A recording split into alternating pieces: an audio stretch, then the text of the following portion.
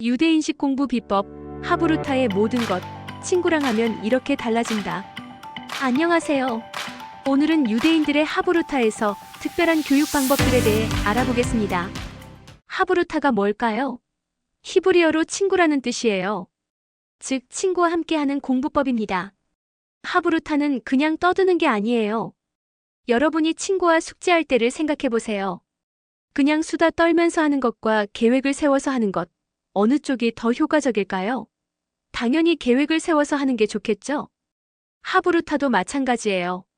그냥 막 토론하는 게 아니라 정해진 순서와 방법이 있어요. 마치 요리할 때 레시피를 따라하듯이 말이에요. 하브루타에는 5단계가 있어요. 마치 케이크를 만들 때 순서가 있는 것처럼요. 첫 번째 단계는 함께 읽기예요. 무엇을 하나요?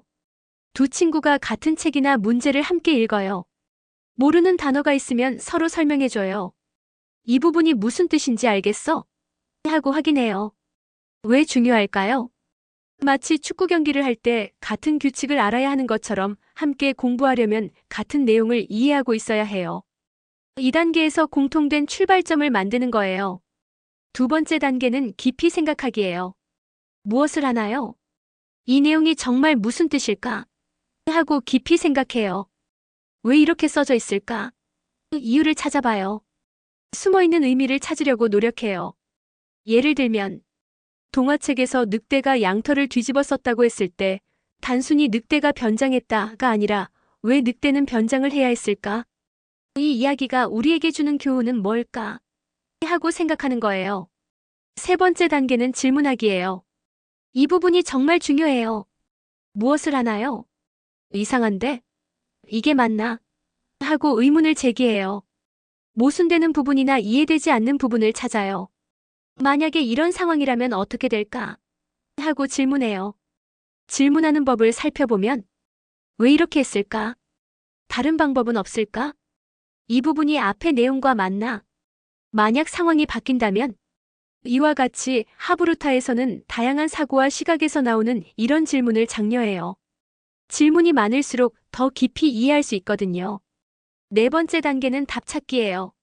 무엇을 하나요? 앞에서 제기한 질문들에 대한 답을 찾아봐요. 여러 가지 해석과 설명을 제시해요. 이렇게 생각할 수도 있고 저렇게 생각할 수도 있어라고 말해요. 중요한 점은 여기서 신기한 것은 답이 하나가 아닐 수 있다는 거예요. 마치 가장 좋아하는 색깔이 뭐야? 라고 물었을 때 사람마다 다른 답이 나오는 것처럼요. 다섯 번째 단계는 다시 검토하기예요. 무엇을 하나요? 정말 이 답이 맞을까? 하고 다시 생각해봐요. 다른 친구가 제시한 답에 대해서는 그런데 이런 경우엔 어떻게 하지? 하고 반박해봐요. 더 좋은 답이 있는지 찾아봐요. 왜 반박을 할까요? 반박은 싸우려는 게 아니에요. 마치 금을 더 순수하게 만들려고 불에 여러 번 굽는 것처럼 좋은 답을 찾기 위해서 여러 번 검토하는 거예요. 이번에는 하브루타 공부 방법을 통해 우리 뇌에 주는 특별한 선물은 무엇인지 살펴보겠습니다. 첫 번째는 내 생각을 살펴보는 능력인 메타인지가 발달하게 됩니다. 하브루타를 하다 보면 신기한 일이 일어나요. 내가 어떻게 생각하고 있는지 스스로 알게 되는 거예요.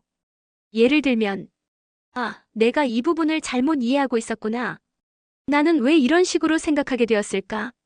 내가 사용한 이 방법이 정말 좋은 방법일까? 이런 능력을 전문가들은 메타인지라고 불러요. 쉽게 말하면 생각에 대한 생각이에요.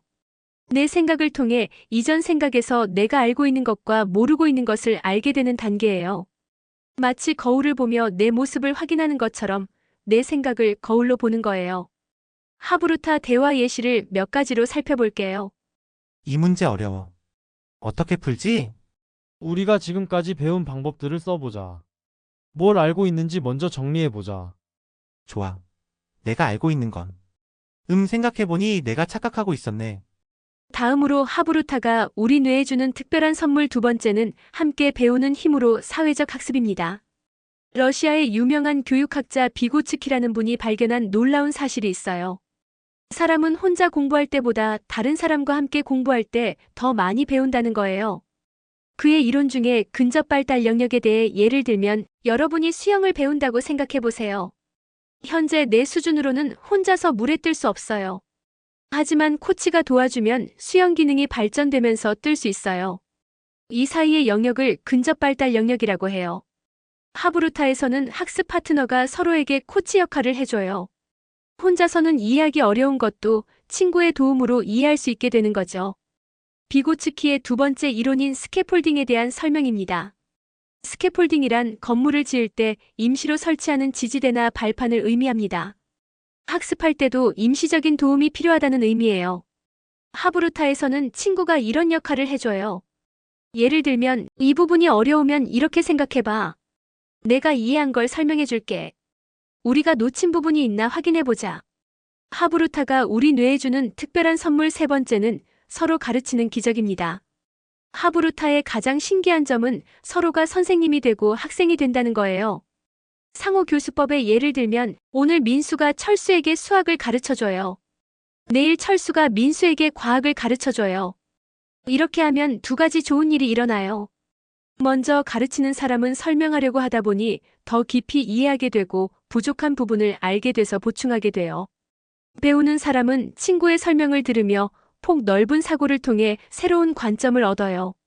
이렇게 하브루타를 통해 공부하고 나면 하브루타가 주는 놀라운 선물들을 얻게 되는데 창의적 사고력을 얻게 됩니다. 여러 관점에서 문제를 보는 연습을 하다 보면 창의적인 아이디어가 많이 생겨요. 마치 레고 블록을 여러 방법으로 조립할 수 있는 것처럼요. 그리고 비판적 사고력을 얻게 됩니다. 정말 그럴까? 다른 방법은 없을까? 하고 계속 질문하는 습관이 생겨요. 이런 능력은 가짜 뉴스나 잘못된 정보를 구별하는 데도 도움이 돼요. 세 번째는 소통 능력을 얻게 돼요. 자신의 생각을 명확하게 설명하고 다른 사람의 의견을 잘 듣는 능력이 향상돼요. 그리고 마지막으로는 협력 능력을 얻게 돼요. 경쟁이 아닌 협력을 통해 더 좋은 결과를 만들어내는 경험을 해요. 이제 우리도 하브루타를 해볼까요? 하브루타는 유대인만의 특별한 방법이 아니에요. 우리도 일상에서 쉽게 적용할 수 있어요. 숙제할 때는 친구와 함께 문제를 읽고 질문하고 답을 찾아보세요. 책을 읽을 때는 가족과 함께 책을 읽고 서로 느낀 점을 이야기해보세요. 뉴스 볼 때는 이 뉴스가 정말 맞을까? 다른 관점은 없을까? 하고 생각해보세요.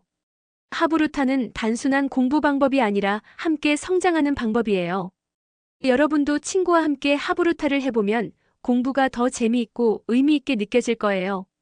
다음 강의는 현대 교육 현장에서의 하브루타 적용 모델에 관해 살펴보겠습니다. 감사합니다. 구독과 좋아요, 알람 잊지 마세요.